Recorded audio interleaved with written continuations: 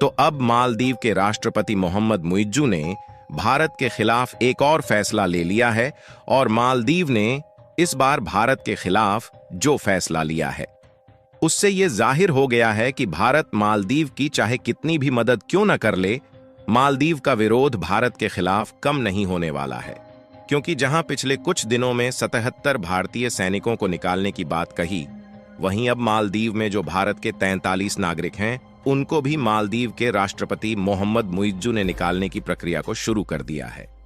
लेकिन मालदीव के राष्ट्रपति मोहम्मद मुइज्जू ने यह फैसला लेकर कितनी बड़ी भूल कर दी है उसका अंदाज आने वाले 2-4 महीनों में पता चलने वाला है। क्योंकि जहां चीन मालदीव को कर्ज देकर उसकी मदद कर रहा है, वहीं भारत ने अपने बजट में मालदीव के लिए भी एक लार्ज अमाउंट सहायता राशि देने का प्लान तैयार कर लिया है। लेकिन मालदीव के द्वारा की गई यह गलती अब इस पर भारी पड़ चुकी है और मालदीव का भारत के खिलाफ जहर उगलना कम नहीं हुआ तो मालदीव को दी जाने वाली सहायता राशि को बंद किया जा सकता है। यही नहीं, भारत ने यूएई यानी कि संयुक्त अरब अमीरात के साथ मिलकर कुछ ऐसे फैसले लिए हैं जिससे मालदीव की अर्थव्यवस्था को एक बहुत बड़ा झटका लगने वाला है। पूरी अपडेट क्या है इस वीडियो में समझते हैं, लेकिन वीडियो में आगे बढ़ने से पहले इतना सब होने के बावजूद मालदीव की अकल अभी भी ठिकाने नहीं लगी है, उसके लिए वीडियो को लाइक करके चैनल को सब्सक्राइब जरूर कीजिएगा। देखिए, इस बात में कोई दो राय नहीं है कि मालदीव के राष्ट्रपति मोहम्मद मुइज्जू भारत विरोधी है और भारत की तरफ से मालदीव की चाहे कितनी भी मदद क्यों न कर दी जाए, मोहम्मद मुइज्जू भारत के खिलाफ अपने फैसले को लेना बंद नहीं करने वाले। और हाल ही में मालदीव की तरफ से 43 भारतीय नागरिकों को निकालने की प्रक्रिया शुरू कर दी गई है और मालदीव के राष्ट्रपति का कहना है कि ये 43 भारतीय मालदीव में अवैध कारोबार कर रहे थे। भले ही मालदीव की तरफ से 43 भारतीयों को निकालने का फैसला ले लिया गया, लेकिन मालदीव के पास भारत को दिखाने के लिए कोई ठोस सबूत मौजूद नहीं है। वैसे देखा जाए तो यह चीन और मालदीव की भारत के खिलाफ दूसरा सबसे बड़ा कदम है और अभी तक तो भारत की तरफ से मालदीव के ऊपर एक्शन लेने की प्रक्रिया शुरू नहीं हुई थी। लेकिन अब मालदीव के इतना सब कुछ करने के बाद भारत भी शांत नहीं रहने वाला और मालदीव ने जो गलती की है उसकी इस गलती की वजह से मालदीव की अर्थव्यवस्था की धज्जियां उड़ने वाली है। क्योंकि देखा जाए तो इस समय भारत के प्रधानमंत्री नरेंद्र मोदी यूएई के दौरे पर गए हुए हैं और यूएई में भारत से अपनी द्विपक्षीय व्यापार को बढ़ाने की बात की है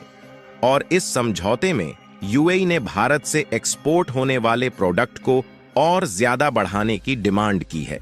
जो मालदीव आमतौर पर भारत से ही सोर्स करता है। लेकिन भारत और यूएई के इस समझौते के बाद मालदीव भारत से इन प्रोडक्ट को आसानी से इंपोर्ट नहीं कर सकेगा। दरअसल भारत और संयुक्त अरब अमीरात के बीच द्विपक्षीय व्यापार अब 85 अरब डॉलर तक पहुंच चुका है,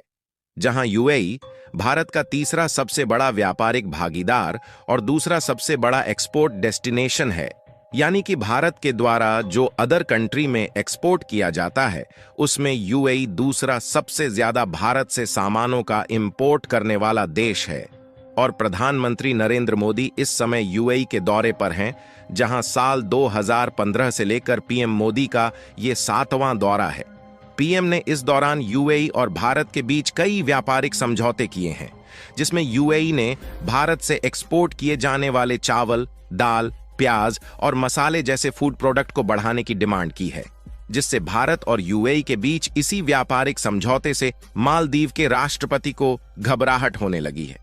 और मालदीव को यह लग रहा है कि कहीं चीन और तुर्की से हाथ मिलाना भारी तो नहीं पड़ गया है। क्योंकि जैसे ही मालदीव के राष्ट्रपति ने चीन से मिलकर भारत के 43 नागरिकों पर अवैध कारोबार करने का इल्जाम लगाकर बाहर निकालने की प्रक्रिया शुरू की, उसी दिन भारत के प्रधानमंत्री यूएई पहुंचते हैं और इन दोनों देशों के बीच बायलैटरल ट्रेड को बढ़ाने की बात की गई। साथ ही भारत और संयुक्त अरब अमीरात ने 2 दिनों पहले एक एमओयू एग्रीमेंट पर साइन किया है, जो भारत और यूएई के बीच ट्रेड कनेक्टिविटी को और मजबूत कर देगी। वैसे इस समय तो भारत और यूएई के बीच बायलैटरल ट्रेड 85 अरब डॉलर के करीब पहुंच चुका है, लेकिन अगले 5 साल में दोनों देशों के बीच इसे 100 अरब अमेरिकी डॉलर से ज्यादा करने और सर्विस व्यापार को 15 अरब डॉलर तक बढ़ाने का टारगेट रखा है, जिससे भारत और यूएई के इन्हीं फसलों से मालदीव के अर्थव्यवस्था की धज्जियां उड़ने वाली है। और मालदीव को भी यह बात मालूम हो गई है कि भारत ने मालदीव के खिलाफ अब अपने कदम को आगे बढ़ा दिया है, क्योंकि फूड से लेकर कई तरह के प्रोडक्ट्स यूएई भारत से अपने देश के लिए मंगाता है, जिसमें भारत के द्वारा पिछले साल लगभग 31 बिलियन डॉलर के प्रोडक्ट यूएई को एक्सपोर्ट किए गए हैं, जिसमें ताजे फल, काजू, वनस्पति तेल, दाल और अन्य प्रोडक्ट मुख्य तौर पर शामिल हैं।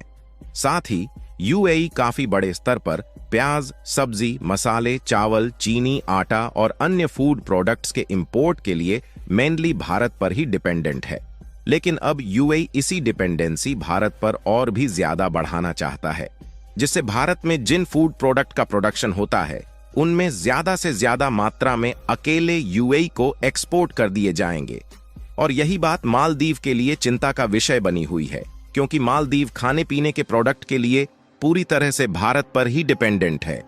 हालांकि पिछले कुछ दिनों पहले मालदीव के राष्ट्रपति ने तुर्की के साथ अनाजों के इंपोर्ट के लिए समझौते किए थे, जहां से कुछ दिनों पहले खाने पीने की वस्तुओं का ट्रांसपोर्टेशन मालदीव में शुरू भी हो गया। लेकिन मालदीव को तुर्की से फूड प्रोडक्ट इंपोर्ट करने के लिए जो कास्ट से चुकानी पड़ रही है वह भारत की अपेक्षा लगभग 8 गुना ज्यादा है,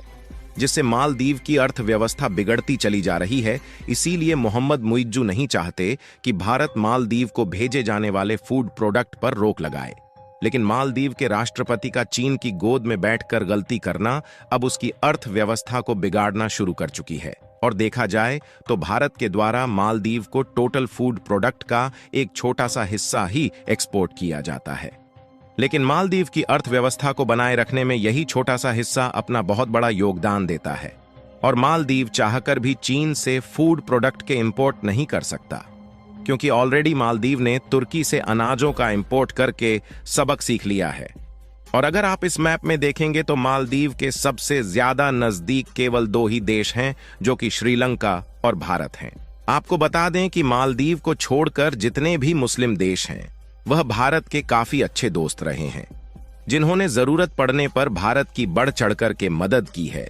जिसमें यूएई, सऊदी अरब और यहां तक कि कतर भी भारत का साथ देने के लिए तैयार है। और इसका अंदाजा आप इसी बात से लगा सकते हैं कि कतर ने जिन 8 भारतीय नेवी ऑफिसर को फांसी की सजा सुनाई थी उनको भी रिहा करके भारत भेज दिया गया है।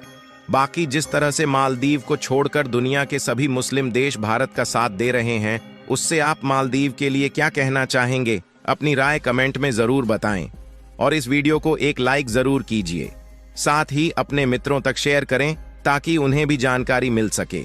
इसी तरह और भी नॉलेजेबल वीडियो देखने के लिए चैनल को सब्सक्राइब करके बेल नोटिफिकेशन को ऑल पर जरूर सेलेक्ट करें। जय श्री राम।